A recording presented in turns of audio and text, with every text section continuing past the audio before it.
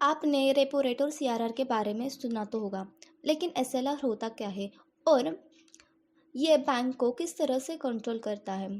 तो चलिए देखते हैं। एसएलआर का लॉन्ग फॉर्म होता है, फुल फॉर्म है स्टैट्यूटरी लिक्विडिटी रेशो।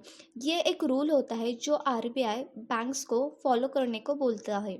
ना आरबीआई कहता है बैंक ने अपने टोटल डिपॉजिट का कुछ परसेंटेज लिक्विड असेट में रखना होगा। मतलब बैंक पैसे को पूरी तरह लोन में नहीं दे सकता ना। अब लिक्विड एसेट होता क्या है?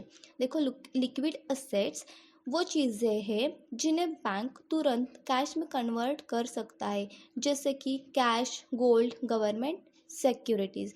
ये सब असेट्स बैंक के पास रिजर्व के फॉर्म में रहते हैं ना। एसएलआर का पर्पस होता क्या है?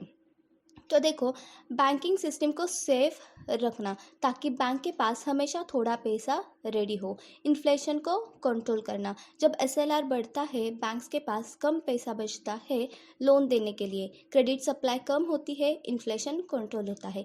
कस्टमर कॉन्फिडेंस और एग्जाम्पल्स फॉर क्लैरिटी। देखो, अगर एसएलआर 18% है और बैंक के पास 100 करोड़ डिपॉजिट्स है तो बैंक को 18 crore cash deposits, cash, gold या गवर्नमेंट सिक्योरिटीज़ के फॉर्म में रखना होगा।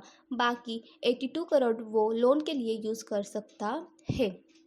तो सिंपल वर्ड्स में आरबीआई यूज़ करता है इस रेशो को एंटायर इकोनॉमीज क्रेडिट फ्लो को मैनेज करने के लिए।